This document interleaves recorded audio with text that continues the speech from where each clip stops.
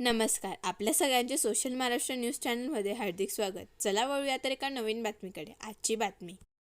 आज या अन्यायाविरुद्ध आवाज उठवला नाही तर देशात अराजक माजेल, त्याची सुरुवात झालीच आहे, अशी माहिती झालेल्या पत्रकार परिषदेत अनिल गोटे यांनी दिली. महाराष्ट्रातून ईव्हीएम बंदची हाक आपण धुळ्यातून मारत आहोत. या ठिणगीचा वणवा पेटवा. ईव्हीएम नको, बॅलेट हवे, ही आपली मागणी आहे.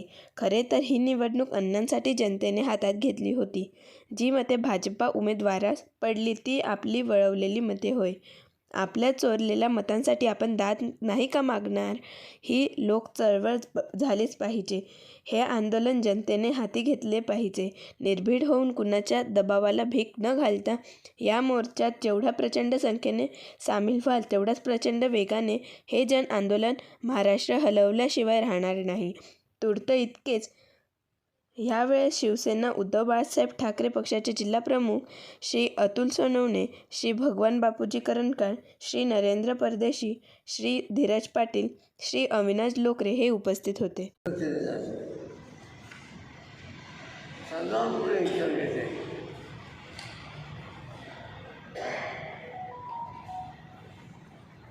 आम्ही जिल्हाधिकाऱ्यांसुद्धा विचारलं, तेव्हा त्याच्यामध्ये ऐकून गोष्ट म्हणजे आम्हाला यात उत्तर द्यायला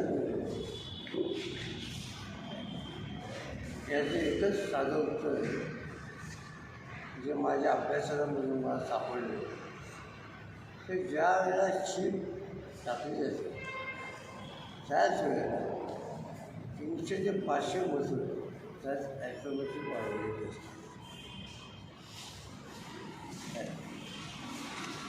तुलाच एक बटन दाखव, किमान 300 आणि जास्तीत 500 मजूर हे जमवायला जाणार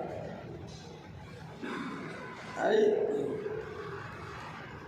त्यातून सुद्धा मिळावी म्हणून निवडणूक आयोग आहे आपलं सर्वोच्च न्यायालयाच्या आदेशाचं चुकीचा अर्थ काढून ते सर्व उमेदवारांना उलसवलं होतं. त्यांचं म्हणणं असं आहे की आम्ही व्हीव्हीपॅट मशीन हे पहिल्यांदा क्लिअर करू. आमची ज्या मतांबद्दल शंका आहे ते जर तुम्ही क्लिअर करणार असाल, तुम्हाला काय भाऊचे देणार किंवा आमच्या हातात, त्यांचं म्हणजे आम्ही मॉकड्रिल करू, म्हणजे आम्ही प्रश्न दाबायचे आणि 50 त्यांनी थांबून दाखवायचे. त्यात जर एखादं चुकीचं निघालं तर त्याला शिक्षा काही नाही आहे, तपास काही नाही आहे, फक्त तुमचे भरलेले पैसे परत मिळणार आहे. असा चुकीचा अर्थ काढून याबद्दल निवडणूक यंत्रणा फार मोठ्या प्रमाणात दिशाभूल होती. आम्ही त्यांना सांगितलं, हे जे तुम्ही सांगताय ते आम्हाला लिहून द्या. ते म्हणतात नाही, आम्ही तुम्हाला जे पुस्तक दिलेलं आहे आणि नंतर जी उजवणी दिलेली आहे त्याच्यामध्ये आम्ही हे नमूद केलेलं आहे. त्याचा सरळ स्पष्ट स्वच्छ अर्थ असा आहे की ही निवडणूक मागून घ्यायची, मग सुप्रीम कोर्टाच्या काय कायदा याचं बघू आपण, असं म्हणून ही दस्तडबिरी चाललेली त्याचा निषेध पद्धतीने झाला पाहिजे. नाहीतर सामान्य माणूस यानंतर इलेक्ट्रिक मशीनवर मतदान करायला धगावणार नाही, हा सगळ्यात मोठा धोका आहे.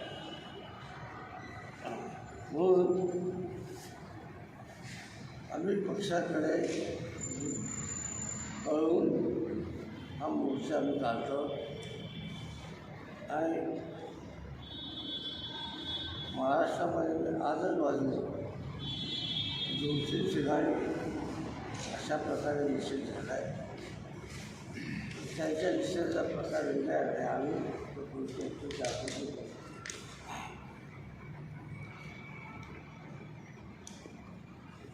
मी उमेदवार म्हणून पक्षाचा उमेदवार म्हणून जनतेला जाहीर आवाहन करणार की मला काय विचारतं आमची मतं गेली काय आम्हाला हा प्रश्न आहे की आमची मतं गेली कुठे. म्हणून तुमच्या मनात जो प्रश्न आहे तोही आमच्या मनात आहे. चला आपण दोघं मिळून या प्रश्नाचं उत्तर शोधू.